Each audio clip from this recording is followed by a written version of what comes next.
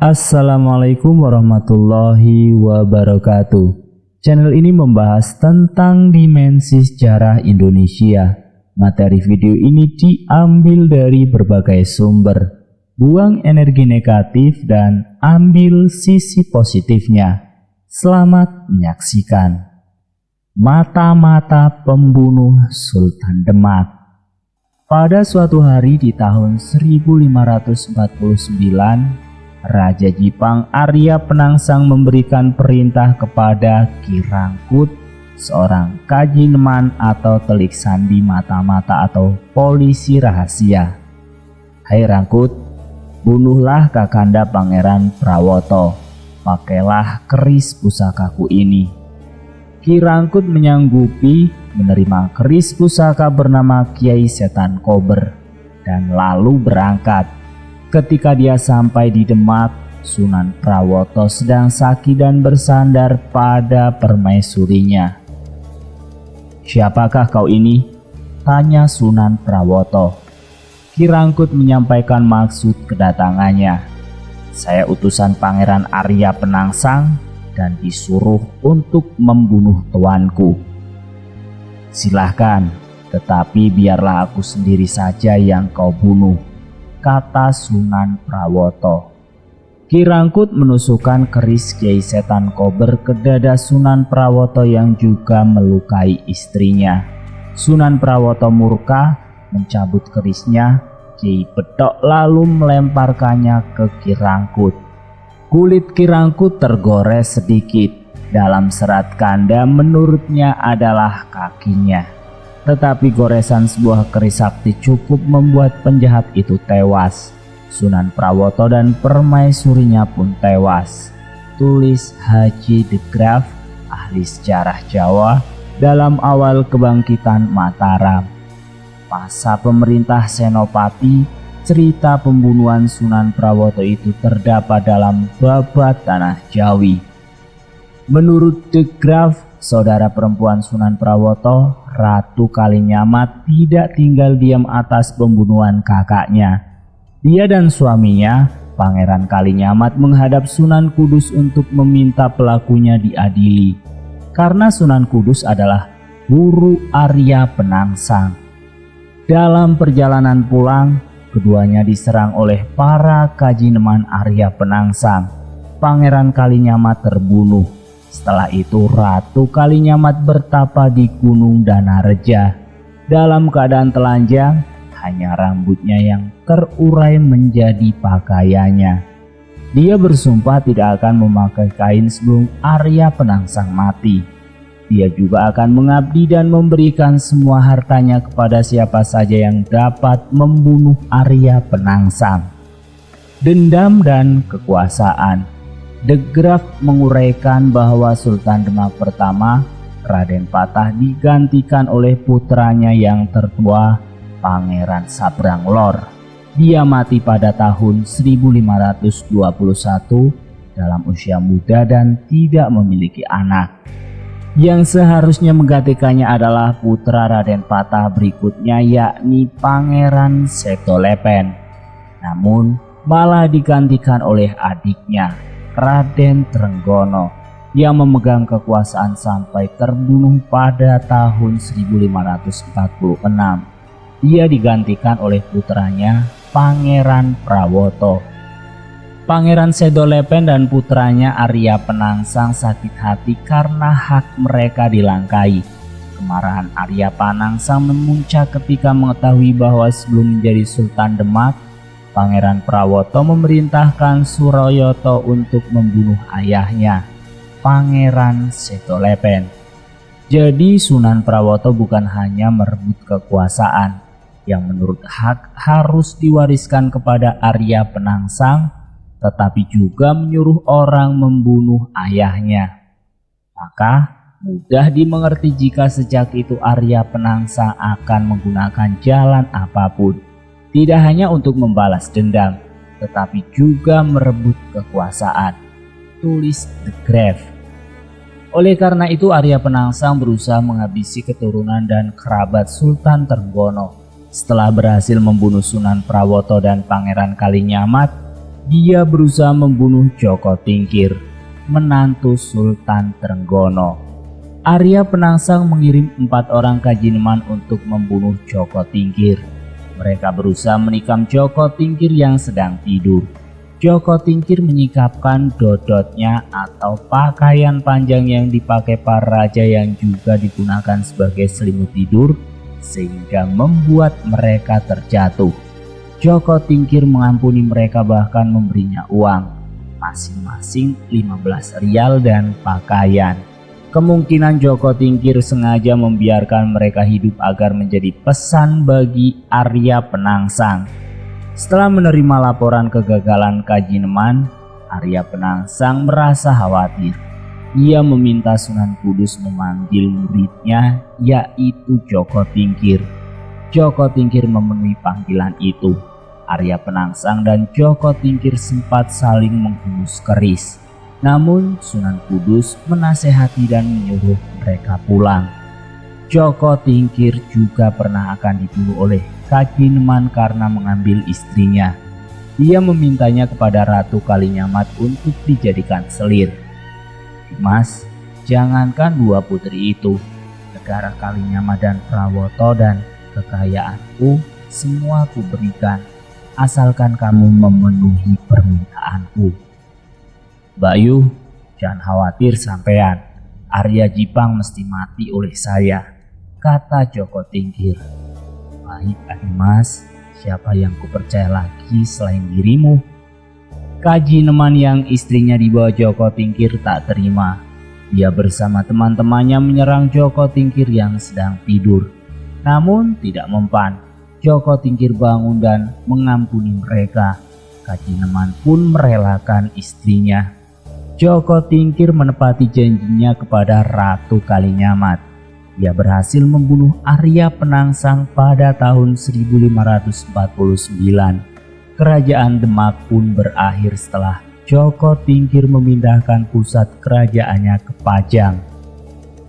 Kisah Arya Penangsang di Kadipaten Jipang Blora. Belum selesai kasus kerajaan Keraton Agung Sejagat, cuat lagi keraton di Jipang di Kabupaten Blora, Jawa Tengah. Kerajaan yang terletak di Kecamatan Cepu ini dikabarkan berdiri sejak tahun 2014. Rajanya bernama BRA Barik Barlian Surowiyoto yang mengklaim keturunan Arya Penangsang. Ini kembali muncul di permukaan karena sebagai upaya kami untuk tetap melestarikan sejauh dan budaya yang ada.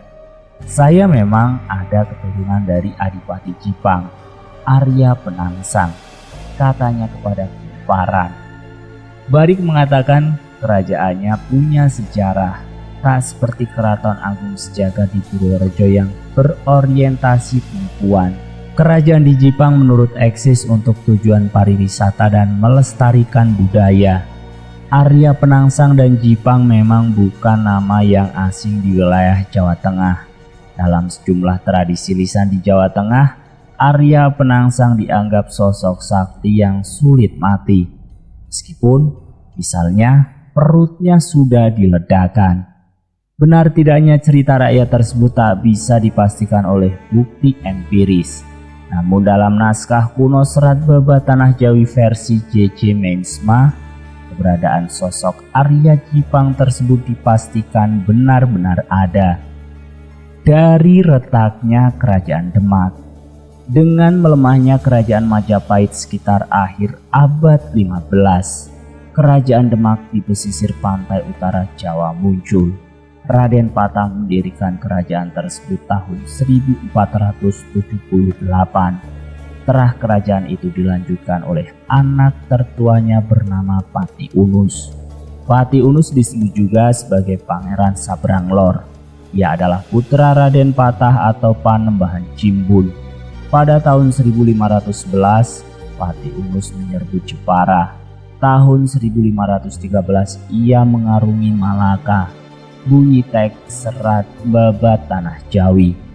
Meninggalnya Pati Unus tahun 1521 setelah menyerbu Portugis di Malaka hampir menyisakan kekosongan kekuasaan.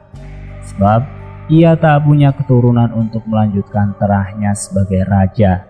Disinilah retaknya rumah tangga kerajaan Demak bermula. Harusnya yang duduk menjadi raja selanjutnya adalah Raden Kikin alias Surowiyoto, putra kedua Raden Patah. Namun suksesi itu tidak terjadi.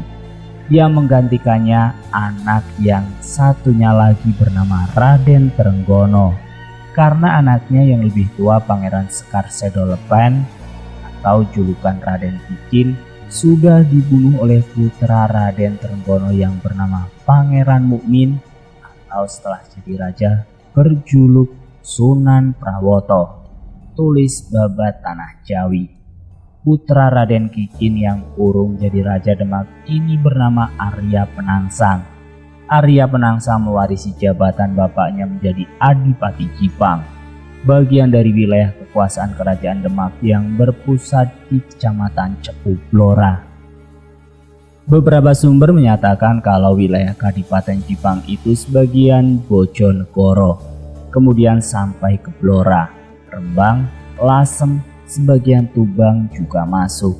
Terang Kepala Bidang Kebudayaan Dinas Kepemudaan, Olahraga, Kebudayaan dan Pariwisata Kabupaten Blora, Solih Mokhtar didampingi Kasih Kebudayaan Lukman kepada Kumparan. Perseteruan di Kerajaan Demak belum usai. Arya Penangsang membalas dendam bapaknya, membunuh Sunan Prawoto. Pembunuhan itu dilakukan menggunakan keris Yai Setan Kober, senjata yang menghunus Raden Kikin. Pria yang dijuluki juga sebagai Arya Jipang itu juga berseteru dengan menantu Sultan Trenggono yang bernama Adi Wijaya alias Joko Tingkir. Ia merupakan Adipati Pajang. Dalam sebuah pertempuran di Tepi Kali Opak dengan pasukan Pajang yang dipimpin oleh Ki Gede Pemanahan dan Ki Penjawi, Arya Penangsang tewas oleh keris Kiai Setan Kober yang dihunusnya sendiri karena memotong ususnya yang terburai setelah lambungnya robek terkena tombak Kiai Pleret yang digunakan Sutowijoyo. Tulis situs resmi Kabupaten Blora. Setelah pembunuhan Arya Penangsang antara tahun 1540 hingga 1550-an, Serat Babat Tanah Jawi mengisahkan bahwa Adi Wijaya menguasai tanah Jawa. Ia kemudian memimpin kerajaan Pajang setelah dinobatkan sebagai sultan hingga tahun 1582, bukan raja di Jipang. Bagi masyarakat Blora, Arya Penangsang dianggap sebagai sosok yang luar biasa.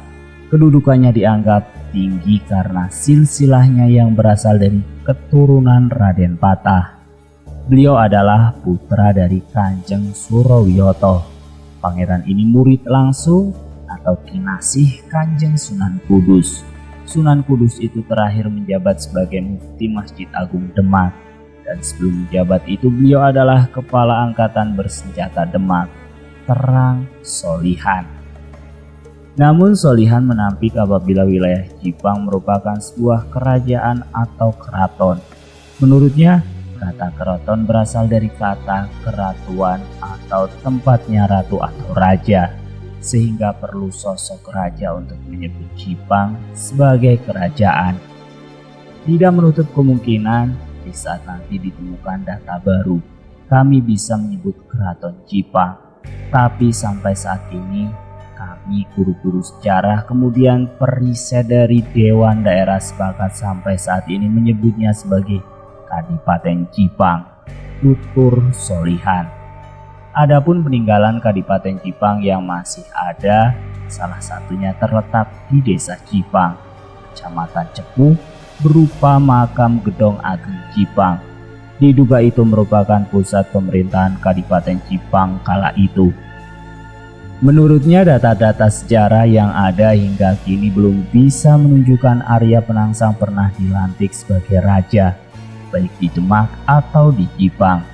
Solihan menjelaskan Jipang adalah sebuah kadipaten dan dipimpin oleh Adipati Kanjeng Arya Penangsang.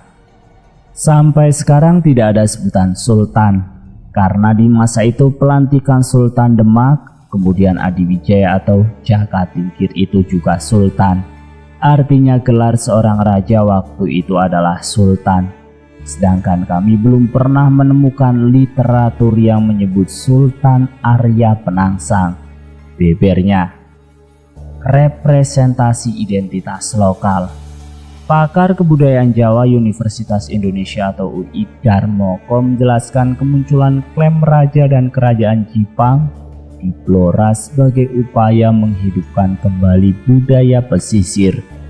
Budaya ini berhadapan-hadapan dengan budaya pedalaman yang kala itu berpusat di Mataram. Darmoko, pakar budaya Jawa dan dosen Prodi Jawa FIB Universitas Indonesia, dosen program studi Jawa Fakultas Ilmu Budaya UI itu mengakui bahwa kisah leluhur yang diklaim itu memang ada sejarahnya.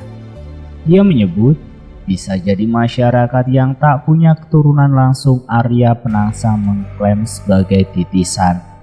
Mereka merasa memiliki representasi itu karena memiliki visi misi yang sama, budaya pesisir.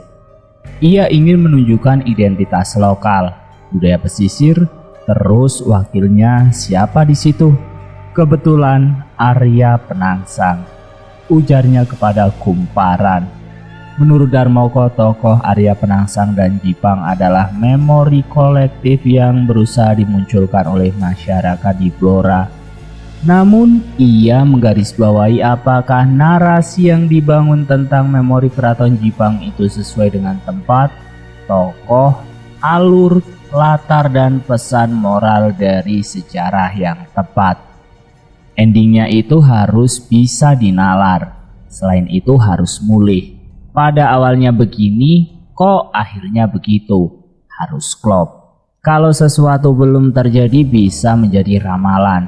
Berikutnya terkait dengan tutup, kisah narasi yang dibangun itu harus tuntas dari awal sampai akhir. Kemudian kempel, seperti babat tanah Jawi itu seperti nasi, itu menyatu dan padu. Tutupnya.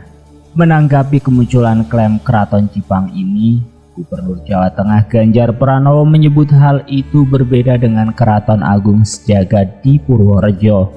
Menurutnya kemunculan keraton di Blora ini tidak meresahkan masyarakat. Kalau di Purworejo itu kan ngeri, kalau ndak dukung disumpahin tidak selamat, dikutuk dan sebagainya. Kalau yang di Blora tidak ada ancaman seperti itu, orientasinya pariwisata, ujar Ganjar dalam keterangannya. Wallahu a'lam bishawab. Sekian, terima kasih. Salam Rahayu. Wassalamualaikum warahmatullahi wabarakatuh.